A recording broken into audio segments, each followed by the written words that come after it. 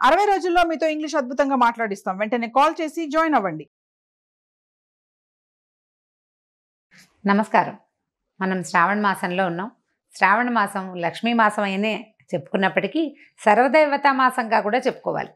శ్రావణ సోమవారాలు శివార్చన, మంగళవారాలు గౌరీ అర్చన, శుక్రవారాలు లక్ష్మీ అర్చన, శ్రావణ శనివారాలు వెంకటేశ్వర స్వామిని అర్చించే రోజు, విష్ణు అర్చన చేసుకునే రోజు. శ్రావణ శనివారాన్ని విశేషంగా జరుపుకోవచ్చు. అయితే ఈ శ్రావణ మాసం లక్ష్మీ మాసం అని చెప్పుకుంటున్నాం మనం. దేవతలంతా కలిసి ఒక పెద్ద యజ్ఞం సంకల్పించారట ఒకప్పుడు. చేసిన తర్వాత ఈ యజ్ఞం మొదలుపెట్టాక సప్తర్షులు ఏమన్నారంటే, ఈ యజ్ఞ ఫలితాన్ని ఎవరైనా సర్వోత్కృష్టమైన దైవానికి సమర్పించాలని భావించారు. ఎవరు యజ్ఞ పురుషుడు అని భావిస్తే త్రిమూర్తుల్లో ఎవరో ఒకళ్ళని ఈ యజ్ఞంలో ఆయన ఈ మొత్తం యజ్ఞానికి ఆయన్ని అధిపతిని చేయాలని భావించారు. ఈ త్రిమూర్తుల్లో ఒకడు ఎవరు గొప్పవాళ్ళు అనేది తెలుసుకోవడం కోసం బ్రహ్మమానస పుత్రుడైనటువంటి భృగు మహర్షిని అందుకు పంపించారు. అయితే భృగువు ముందు బ్రహ్మలోకానికి వెళ్తే తండ్రిని ఎంత పిలిచినా ఆయన పలకలేదట. ఆయన సృష్టి క్రమంలో ఆయన హడావిడిలో ఆయన ఉన్నాడనమాట. సృష్టి చేసే పనిలో వాడిని సరస్వతీదేవి వీణ వాయిస్తుంది. ఆయన వీణానాదం వింటూ తన బొమ్మలు చేసుకునే పనిలో మునిగిపోయాడు. దాంతో ఆయనకు విసుగు పుట్టింది. నువ్వు యజ్ఞపురుషుడిగా ఎట్లా పనికొస్తావు? పనికిరావు, నీకు అసలు దేవతార్చనే ఉండదు, అర్చనే ఉండదని స్వయంగా తండ్రినే శపించాడు భృగువు. ఆ తర్వాత ఆయన కైలాసానికి వెళ్ళాడు. కైలాసంలో శివపార్వతులు ఇద్దరు ఆయన తాండవము ఆమె లాస్యంలో మునిగి వాళ్ళిద్దరూ ఆనంద నృత్యం చేసుకుంటున్నారు. భృగువు ఎంత పిలిచినా వాళ్ళు పలకల. దాంతో ఆయనకి ఇట్లా లోలత్వంతో ప్రవర్తిస్తున్నావు కాబట్టి కేవలం లింగ రూప ఆరాధనే ఉంటుంది, నీకు సాకార రూప ఆరాధన ఉండదని పరమేశ్వరుని కూడా శపించాడు. ఈయన ఒక మహర్షి, ఈయనకి శపించాలన్న ఉద్దేశం కలిగింది. అట్లా అక్కడి నుంచి మూడో వ్యక్తి అయినటువంటి శ్రీ మహావిష్ణువుని పరిశీలించడం కోసం, ఆయన యొక్క పరిస్థితి ఏమిటో చూడడం కోసం భృగు మహర్షి వైకుంఠానికి వెళ్ళారు. వెళ్ళేసరికల్లా విష్ణువు లక్ష్మీదేవి వాళ్ళ ఆనందంలో వాళ్ళు ఉన్నారు. ఆయన నిద్రలో ఉన్నాడు. నిద్రావస్థలో ఆమె పాదాలు ఒత్తుతూ మైమరపతోటి ఆవిడ ఉండేసరికల్లా ఆయన ఎంత పిలిచినా పలకట్లేదని కోపంతో మహావిష్ణువుని గుండెల మీద కాలుతోటి తన్నాడు. తన్నేసరికల్లా వెంటనే ఆయన లేచి, అయ్యో నీకు నా గుండెల మీద తన్నే, వక్షస్థలం రాతి కంటే కఠినంగా ఉండే నా వక్షస్థలం మీద తన్నేవు, ఇక్కడున్న మణులు మాణ్యాలు అన్నీ నీకు గుచ్చుకున్నాయేమో అని చెప్పి ఆ మహర్షికి పాదసేవ చేస్తూ ఆయనకి అహంకార చిహ్నంగా ఆయన అరికాల్లో ఉన్నటువంటి నేత్రాన్ని చిదిమేశాడట మహావిష్ణువు. దాంతో ఆయన వెంటనే భగవంతుడే తన పాదాలు పట్టుకున్నాడనే విషయాన్ని జ్ఞప్తికి వచ్చిందనమాట. అంతకుముందంతా నేను ఋషిని బ్రహ్మజ్ఞానం కలిగిన వాడిని అహంకరించింది. ఆ అహంకారంతో తండ్రిని, సాక్షాత్తు తనకి తండ్రి అయిన బ్రహ్మదేవుణ్ణి, తర్వాత సర్వలయంకారకరుడైనటువంటి పరమేశ్వరుని కూడా శపించి ఈ మహావిష్ణువు మీద ఇటువంటి అవజ్ఞతోటి ప్రవర్తించానని చాలా సిగ్గుపడి బాధపడి ఏమనుకున్నాడంటే, ఈ యజ్ఞానికి యజ్ఞపురుషుడు మహావిష్ణువు అని నిర్ధారించుకుని వెళ్ళిపోయాడు.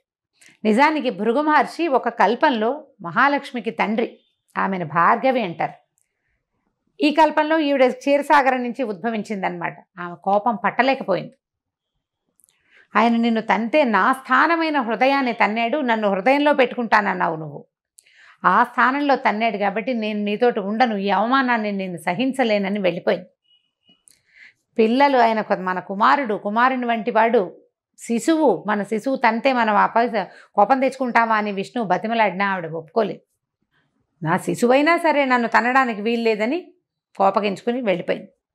ఆ వెళ్ళిపోయిన ఆవిడ భూమి మీద చేరి కొల్హాపూర్లో తపస్సు చేసుకుంటూ ఉండిపోయింది. ఈ లక్ష్మీదేవి వెళ్ళిపోయేసరికల్లా వైకుంఠం శూన్యమైపోయి మహావిష్ణువు ఆమె కోసం అని వెతుకుతూ భూలోకానికి వచ్చేసాడని, ఆ వచ్చేసిన భగవంతుడు మన అదృష్టం కొద్దీ మన తిరుమల కొండలలోనే ఉండిపోయాడు. భూమి చేసుకున్న అదృష్టం, భారతీయులు చేసుకున్న అదృష్టం, అందులోనూ తెలుగువారి అదృష్టం ఏంటంటే మహావిష్ణువు మన ప్రాంతానికి రావడం. ఆయన తిరుమల కొండల్లో ఉండగా ఆయన ఆకలి దప్పులతోటి అలమటిస్తున్నాడని, లక్ష్మీ మీద విరహంతో బాధపడుతున్నాడని తెలుసుకున్నటువంటి దేవాది దేవతలంతా కలిసి ఒక గోవుని గోవత్సాన్ని సృష్టించి ఆ ప్రాంతానికి పంపించారు.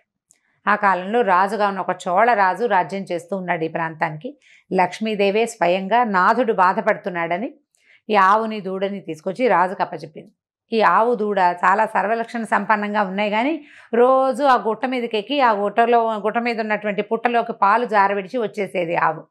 కొన్నాళ్లకి తెలుసుకుని ఆవు ఇట్లా పుట్టలోకి పాలు విడుస్తోందని దానివల్లే దూడ కూడా పాలు చాలటం లేదని తెలుసుకున్నటువంటి ఇక పశువుల కాపరి ఆ ఆవు ఎక్కడికి వెళ్తుందో గమనించి ఆ ఆవులోంచి ఆవును కొట్టబోయాడు. ఆ పుట్టలోంచి పైకి వచ్చినటువంటి మహాపురుషుడిని చూసేసరికల్లా హతమారిపోయాడు.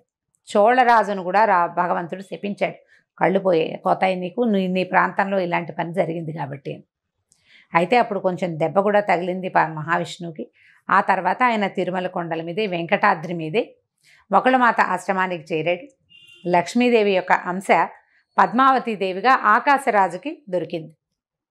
భూమిని తన్నుతుంటే దువ్వుతూ ఉండగా, అంటే నాగేటి చాలలో సీతాదేవి ఎలా దొరికిందో అదేవిధంగా పద్మావతీదేవి కూడా ఆకాశరాజుకి నాగేటి చాలలో దొరికింది. ఆ ఆడ శిశువుని పెంచుకున్నారు వాళ్ళు. ఆమెకు పద్మావతి అని పేరు పెట్టారు.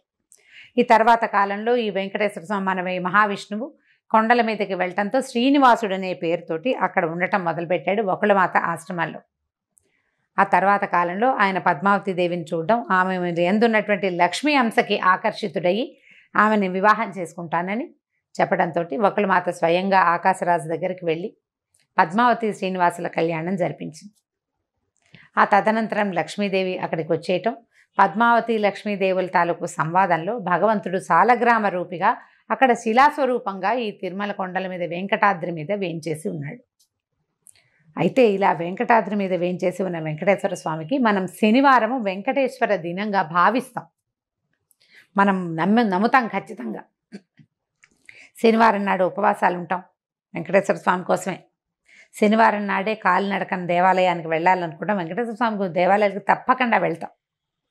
అయితే ఈ శ్రావణ మాసంలో ఇది అమ్మవారికి ప్రీతిపాత్రమైన మాసము, అది వెంకటేశ్వర సంబంధమైన మాసం అవడం వల్ల శనివారాల్లో గనక వెంకటేశ్వర స్వామి ఆరాధన చేస్తే ఈ 4 వారాలు విశేషమైన ఫలితం లభిస్తుంది.